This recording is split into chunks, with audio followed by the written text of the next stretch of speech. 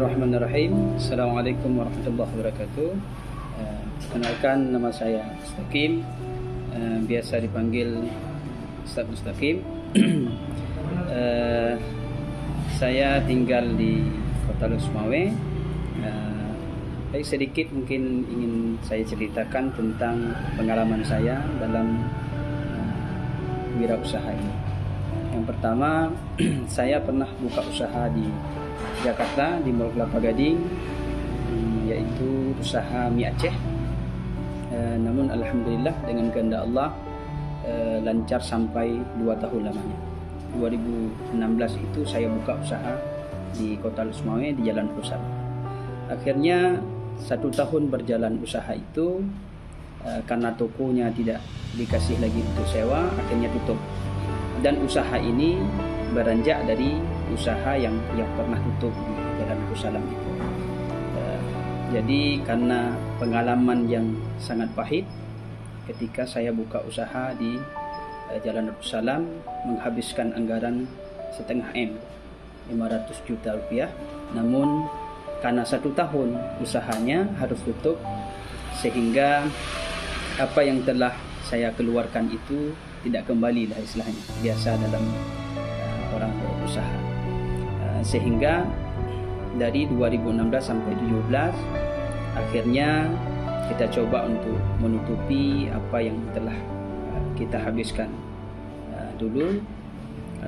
Saya coba kembali ke Jakarta, ternyata di sana pun usahanya bermasalah. Akhirnya mungkin karena musibah, kawan ditangkap dengan kasus yang sangat berat. Akhirnya saya jual sepetak tanah untuk mulai usaha. Saya bismillahkan, karena saya mendatangi guru saya. Beliau mengatakan, "Nak, kalau berusaha itu ikutilah bagaimana Rasulullah SAW berusaha. Jadi perbaiki niat. Yang pertama adalah innamal a'malu binniyat, bagaimana niat kita." Setelah itu beliau menyampaikan kepada saya, ingat ayat Allah, ud'uni astajib lakum. Berdoalah kepada Allah, berdoalah kepadaku, kata Allah, niscaya akan kuperkenankan doa.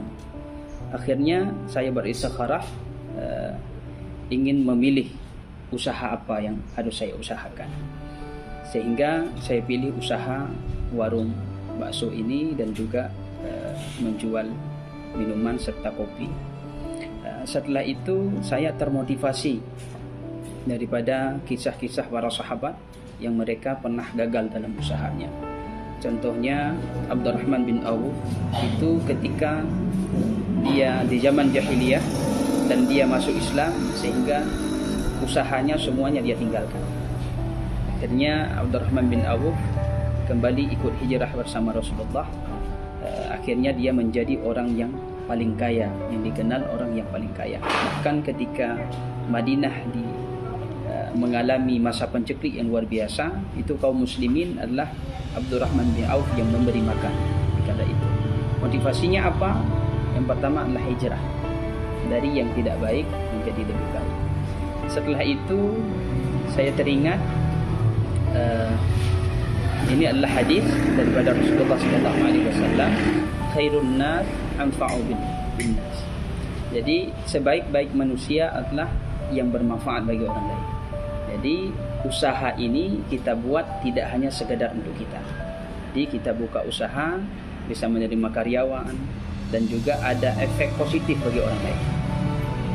Setelah itu konsep dalam berusaha adalah yang pertama tadi niat. Setelah itu apa yang kita jual itu adalah hal yang baik. Hal yang baik. Nah, artinya makanan yang kita jual, minuman yang kita jual itu adalah semua yang diperbolehkan atau yang terbaik.